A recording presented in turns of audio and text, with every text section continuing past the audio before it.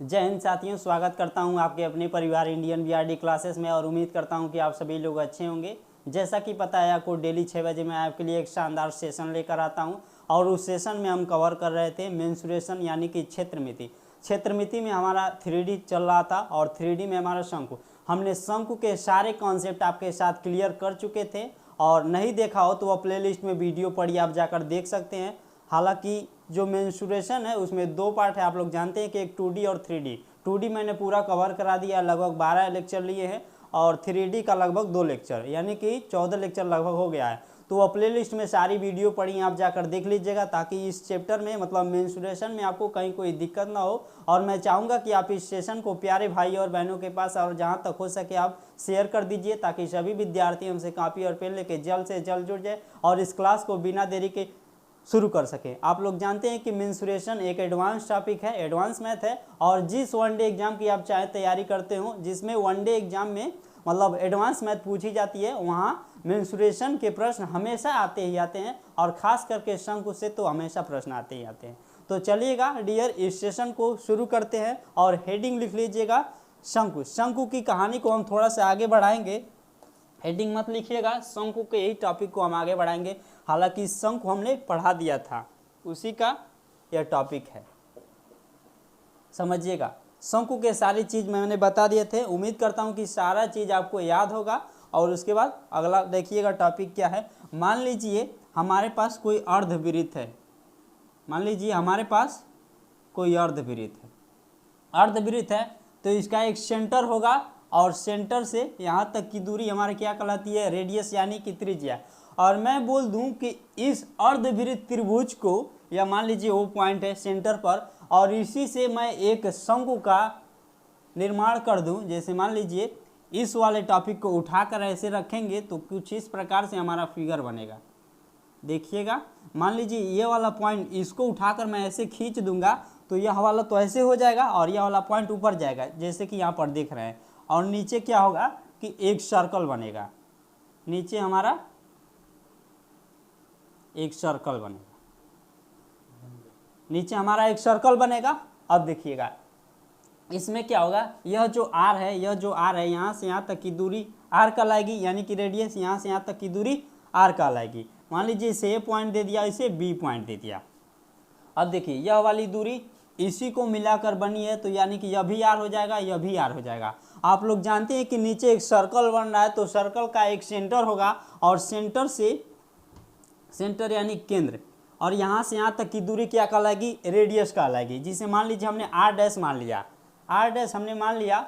और यह एक शंकु है तो शंकु की हाइट भी होगी, हाइट भी होगी, जिसे मैंने मान लिया एच। यह जो आर है, यह तिर्यक ऊंचाई एल के बराबर होगा, आप लोग जान सकते हैं, पढ़ा होगा तो पिछला लेक्चर आपको मालूम होगा। अब मैं पूछ दूं कि बताइए इस हाइट की वैल्यू क्या होगी, तो कैसे निकालेंगे, देखिएगा डियर, ध्यान से समझिएगा। जैसे मान लीजिए यहाँ से यहाँ, यदि मैं इसके परिधि की बात करूं तो इसकी लंबाई कितनी होगी। आप लोग जानते हैं कि एक संपूर्ण वृत्त का जो परिधि होता है 2 पाई आर के बराबर है, तो आधा वृत्त है तो इसकी परिधि कितना हो जाएगी, पाई आर हो जाएगी, यानी कि परिधि यानी कि पाई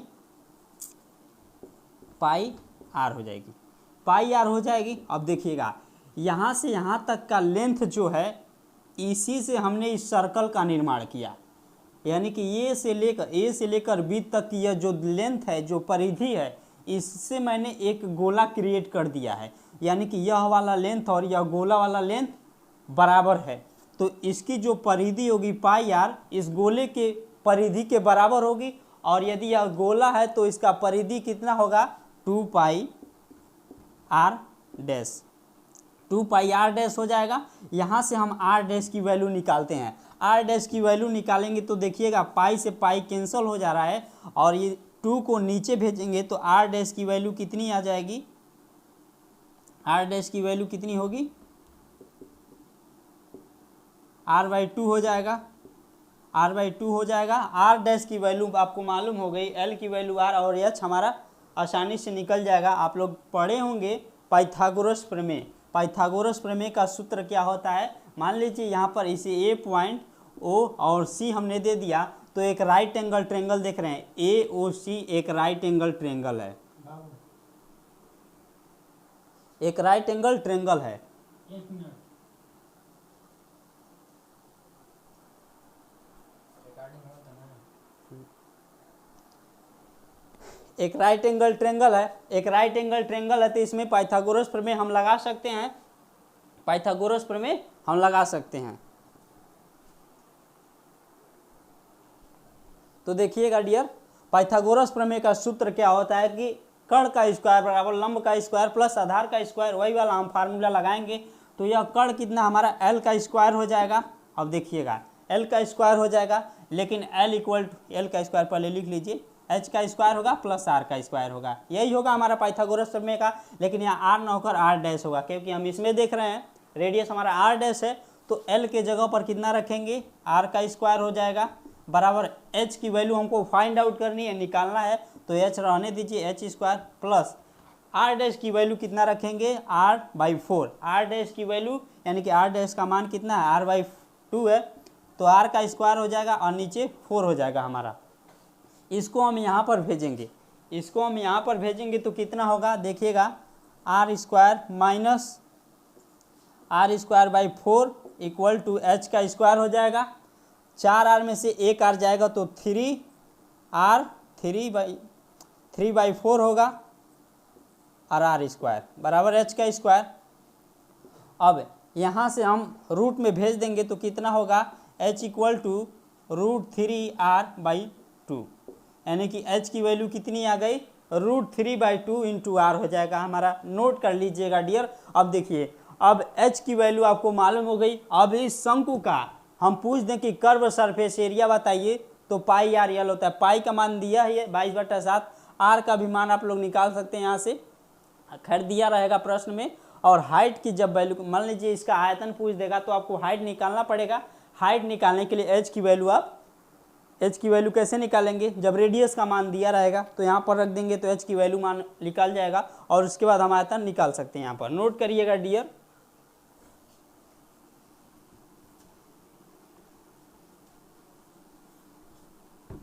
अब शुरू करते हैं अगला टॉपिक।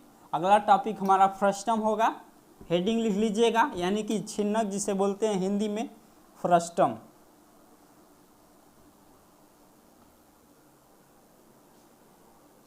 अगला टॉपिक क्या है हमारा, फ्रस्टम यानी कि छिन्नक। हेडिंग लिखिएगा।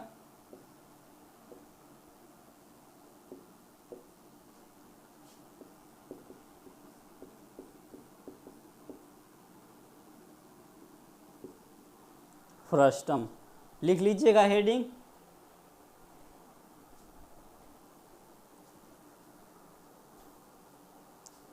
ध्यान दीजिएगा फ्रस्टम कैसे होता है। जैसे मान लीजिए हमारे पास एक शंकु है, हमारे पास एक शंकु है,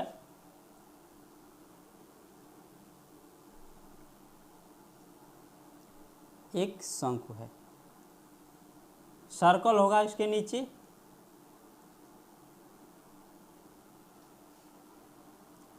यदि इसका मान लीजिए यह आधार है हमारा,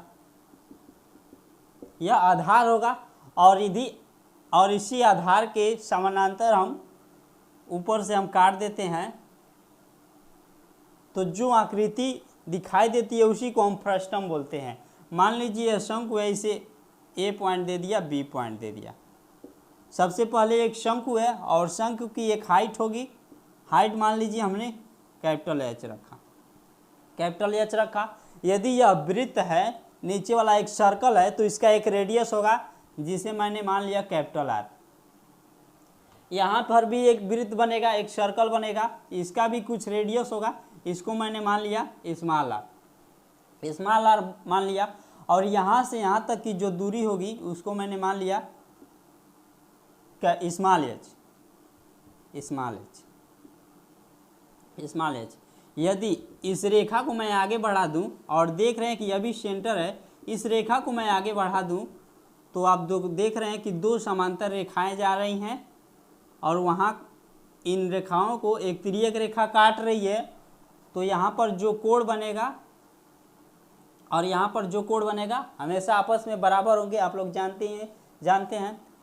अगर मैं यहाँ पर टेन थीटा लगा दूँ, यहाँ पर समझिएगा, मैं इसमें टेन थीटा लगा दूँ, ए ओ और सी में टेन थीटा लगा दूँ तो क्या होगा देखिएगा। टेन थीटा आप लोग जानते हैं, टेन थीटा बराबर होता है कितना, लाल बट्टा कक्का आपने पढ़ा होगा, यानी कि लंब बट्टा आधार। लंब की वैल्यू कितनी है जब राइट एंगल ट्रायंगल है, देखिए लंब की वैल्यू टोटल कितना है एच, टोटल कितना है एच, लंब बट्टे आधार, आधार कितना है कैपिटल आर, बड़े वाले में लगा रहे हैं कैपिटल आर, बराबर होगा। अब देखिएगा इस छोटे वाले में, यानी कि मान लीजिए यहाँ पर भी ओ है सी है, यहाँ मान लीजिए डी पॉइंट, यानी कि ए डी और यहाँ पर ई मान लीजिए। अब छोटे वाले में लगा रहे हैं तो छोटे वाले में देखिएगा जब संपूर्ण हाइट कैपिटल एच है और यहाँ से लेकर यहाँ तक की हाइट जो है स्मॉल एच है, तो यह वाली जो ऊंचाई होगी वह मान लेता हूँ कि एच माइनस स्मॉल एच होगा, यानी कि लंब कितना हो जाएगा capital H minus small H, और आधार कितना होगा हमारा स्मॉल आर। तो यह रिलेशन भी काफ़ी महत्वपूर्ण हो जाता है आपके एग्जाम के दृष्टिकोण से। कभी कभी यह प्रश्न बहुत सारे क्वेश्चनों को आसानी से हल कर देता है, तो आप इस रिलेशन को हमेशा याद रखिएगा और कॉपी में नोट डाउन कर लीजिएगा डियर।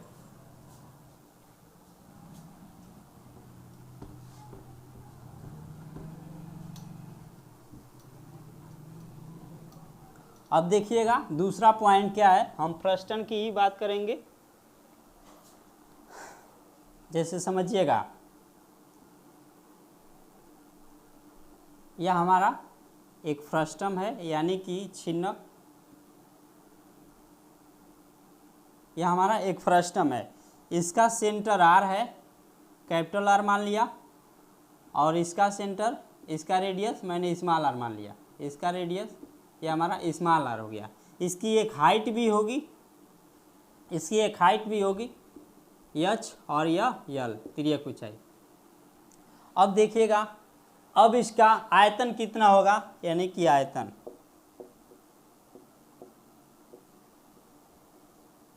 आयतन कितना होगा ध्यान दीजिएगा डियर, नोट करिएगा 1/3 पाई कोष्टक में आर का स्क्वायर प्लस स्मॉल आर का square plus capital R into R और इंटू एच हो जाता है। आप लोग जानते हैं कि बेस एरिया इंटू हाइट होता है आयतन निकालने के लिए। अब बात करते हैं curve surface area, curve surface area की, यानी कि जो ऊपर वाला एरिया आपको दिखाई देता है उसी को निकालना होता है। तो कितना हो जाएगा, पाई कोष्टक में कैपिटल आर का स्क्वायर प्लस स्मॉल आर का स्क्वायर हो जाएगा इंटू यल हो जाएगा। टोटल सरफेस एरिया की बात करें, टोटल सरफेस एरिया मतलब समझिएगा जब वो वक्रपृष्ठ पूछेगा तो केवल आपको ऊपर वाले का एरिया निकालना होता है, केवल ऊपर वाले का एरिया, यानी कि पाई कोष्टक में आर का स्क्वायर प्लस स्मॉल आर का स्क्वायर इंटू यल हो जाएगा। अब बात करते हैं टोटल सरफेस एरिया की। टोटल सरफेस एरिया में यह वाला पॉइंट तो जुड़ेगा ही जुड़ेगा, लेकिन आप लोग देख रहे हैं कि नीचे और ऊपर दो सर्कल बन रहे हैं, तो इसका एरिया और इसका एरिया भी जुड़ेगा। तो नोट करिएगा टोटल सरफेस एरिया में यह भी जुड़ता है, यानी कि पाई कोष्टक में कैपिटल आर का स्क्वायर प्लस स्मॉल आर का स्क्वायर इंटू यल होगा ही, और प्लस नीचे वाले का एरिया यदि कैपिटल आर है तो उसका एरिया पाई कैपिटल आर का स्क्वायर प्लस ऊपर वाले का एरिया, ऊपर वाले सर्कल का एरिया जोड़ेंगे तो पाई स्मॉल आर का स्क्वायर। नोट कर लीजिएगा डियर, ये रहा फ्रस्टम की बातें। आपको चीज़ें रटना नहीं है, केवल आप कॉन्सेप्ट सीखिए कि टोटल सरफेस एरिया की जब बात करते हैं तो कर्व सरफेस एरिया हमेशा जुड़ता ही जुड़ता है। और टोटल सरफेस एरिया यानी कि यह वाला एरिया और यह वाला तीनों एरिया लेना होता है। और कर्व सरफेस एरिया में जो ऊपर का एरिया दिखता है यानी कि यह वाला, केवल यह वाला एरिया आपको निकालना होता है। नोट डाउन कर लीजिएगा डियर, ये हो गया हमारा फ्रस्टम। नेक्स्ट हेडिंग लिखिएगा गोला, यानी कि स्फेरिकल।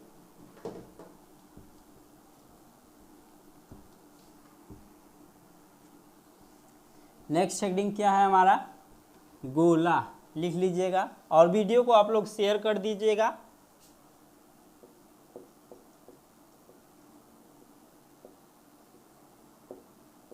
देखते हैं गोला क्या चीजें होती हैं, ध्यान दीजिएगा डियर। यह हमारा क्या है, अब कुछ बच्चे कहेंगे कि सर एक गोला है, नहीं यह एक सर्कल है।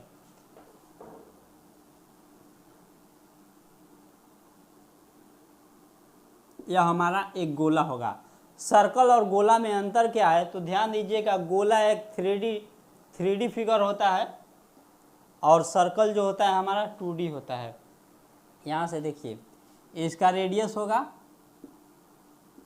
Small r। यदि मैं इसका आयतन वक्र पृष्ठ मान लीजिए कर्व सरफेस एरिया की मैं बात करूं तो कितना होता है, आप लोग डायरेक्ट फार्मूला लगाइएगा क्योंकि डायरेक्ट प्रश्न इसमें से पूछे जाते हैं। तो देखिएगा डियर, 4 पाई r² हो जाएगा। अब मैं पूछ दूं कि कर्व सरफेस एरिया बताइए, गोले का केवल ऊपरी भाग दिखता है, गोले का ऊपर वाला भाग दिखता है, यानी कि यह संपूर्ण भाग दिखता है। कर्व सरफेस एरिया और टोटल सरफेस एरिया इसके बराबर होते हैं। तो टोटल सरफेस एरिया की बात करूं तो कितना हो जाएगा, 4 पाई r², यह भी हो जाएगा 4 पाई r²। अब मैं बात करूं कि इसके आयतन कितना होता है, यानी कि वॉल्यूम कितना होता है। वॉल्यूम को निकालने के लिए 1/3 बेस एरिया इंटू हाइट होता है, मैंने बताया था। तो कितना हो जाएगा, 4 पाई 4/3 होता है पाई r³। नोट करिएगा डियर, यह डायरेक्ट आपको फार्मूला याद होना चाहिए क्योंकि प्रश्न में मतलब क्वेश्चन डायरेक्ट पूछा जाता है यहाँ से, और हमेशा प्रश्न गोला पर आते हैं, आप लोग जानते ही होंगे।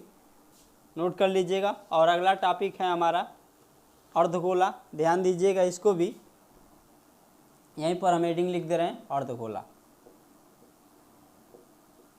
अर्धगोला फिगर तो यह नहीं रहेगा, फिगर दूसरा हो जाएगा।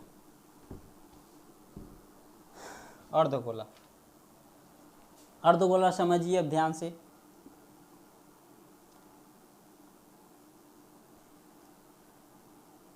अर्धगोला हमारा कुछ इस प्रकार से होता है, यह हमारा अर्धगोला है।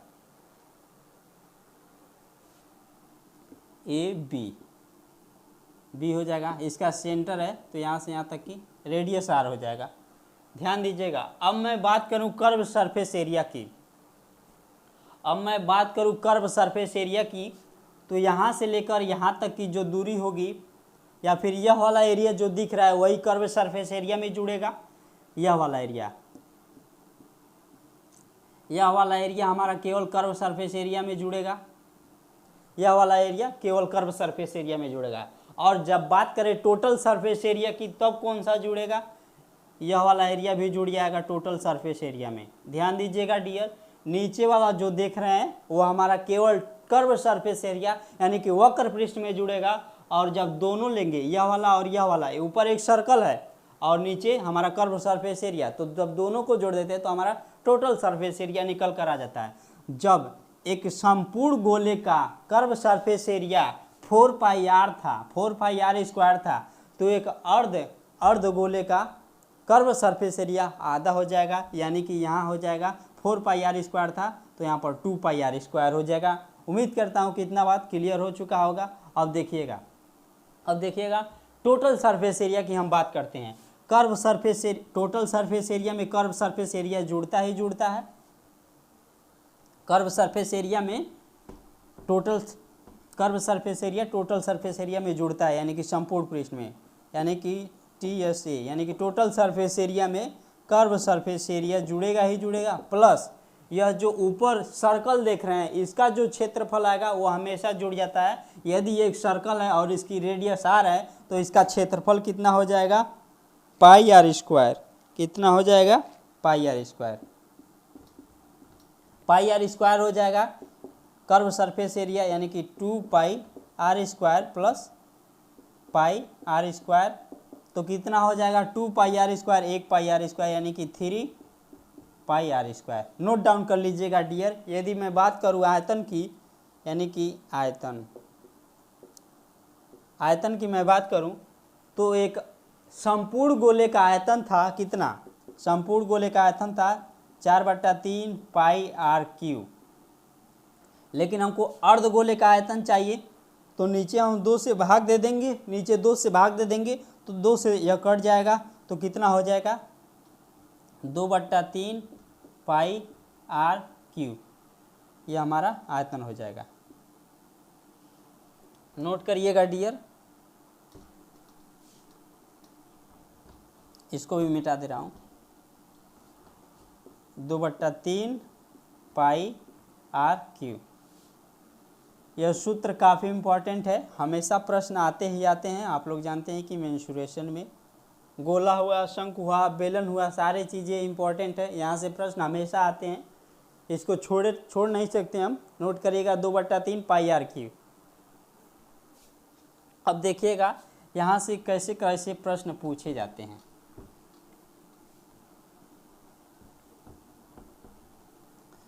प्रश्न लिखिएगा, एक प्रश्न क्या है वह हमारा,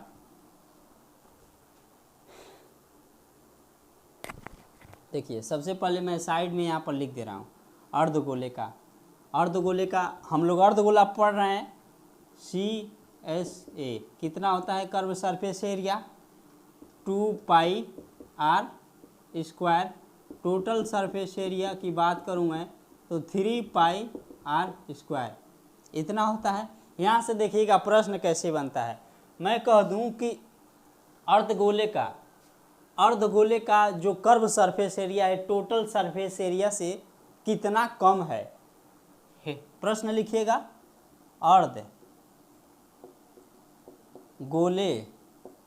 का CSA यानी curve surface area total surface area से कितना परसेंट कम है, कितना परसेंट कम है। तो अब कैसे निकालेंगे, देखिए total surface area, curve surface area total surface area से कितना परसेंट कम है, यानी कि यह 3 है और यह 2 है, तो कितना कम है, 1 कम है। यानी कि अंतर निकालेंगे pi are square minus 2 pi are square equal to कितना हो जाएगा पाई आर स्क्वायर।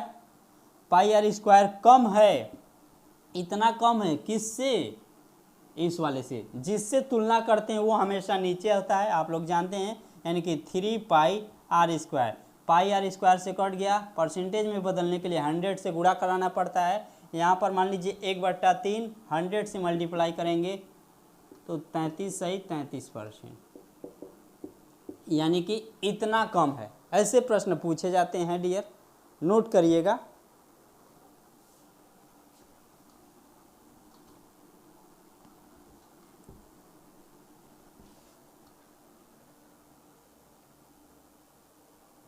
अब दूसरा प्रश्न लिखिएगा। दूसरा प्रश्न क्या है हमारा, देखिएगा, अगर मैं पूछ दूं कि अर्धगोले का जो कर्व सरफेस एरिया है टोटल सरफेस एरिया का कितना परसेंट है, curve surface area total surface area का कितना परसेंट है, तो आप कैसे देंगे, देखिए 2 पाई आर स्क्वायर। हम क्वेश्चन नहीं लिख रहे हैं, समझिएगा ध्यान से। प्रश्न में कहेगा कि कोई अर्धगोले का जो कर्व सरफेस एरिया है टोटल सरफेस एरिया का कितना परसेंट है, टोटल सरफेस एरिया का कितना परसेंट है, तो इससे तुलना होगी तो यह नीचे हो जाएगा 3 पाई आर स्क्वायर इंटू 100 कर देंगे परसेंटेज में निकालने के लिए।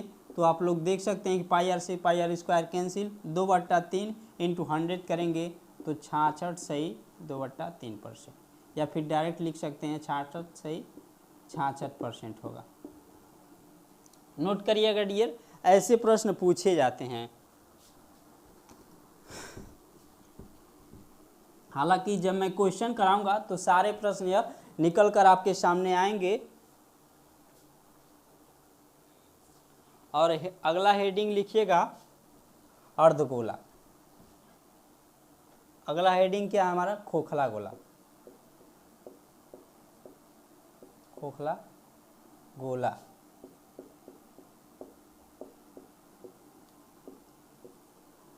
खोखला गोला। और आज का जो हमारा टॉपिक है खोखला गोला जो चलने वाला है, चलेगा नहीं, हम इसको नेक्स्ट सेशन में कवर करेंगे। उम्मीद करता हूँ कि जितना भी कॉन्सेप्ट आपके साथ मैंने शेयर किया था सारा अच्छे से क्लियर होकर समझ में आ चुका होगा। और यदि यह सेशन आपको अच्छा लगा हो तो लाइक करिएगा, शेयर करिएगा, और चैनल पर नए हो तो चैनल को सब्सक्राइब कर दीजिएगा, और ज़्यादा से ज़्यादा बच्चों के पास यह सेशन शेयर कर दीजिएगा ताकि सभी को यह बेनिफिट मिल सके इस सेशन का। तो चलिएगा नेक्स्ट सेशन में मिलते हैं, तब तक के लिए जय हिंद, वंदे मातरम, धन्यवाद।